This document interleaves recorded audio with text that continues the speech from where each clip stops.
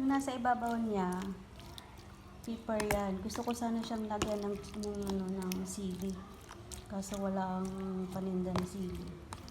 So, ayan. Mag-preserve po din tayo.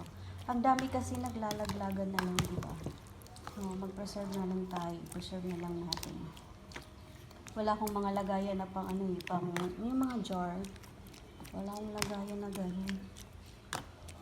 Ay, parang mayroon ako ng mga mga lagayan ng tubig. Kaso wala na yata doon. Tignan natin to. Kulang siya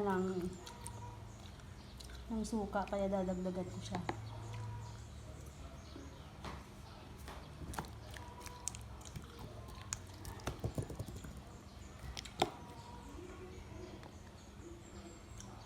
Yummy Pickle Bingo.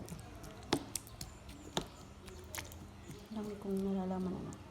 Hindi na ako nakapagluto at ito na lang inasikasa ko.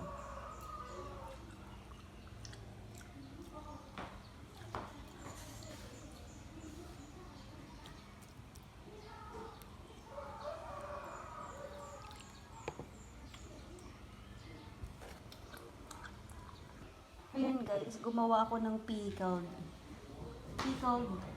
Indian mango. So, yung nasa ibabaw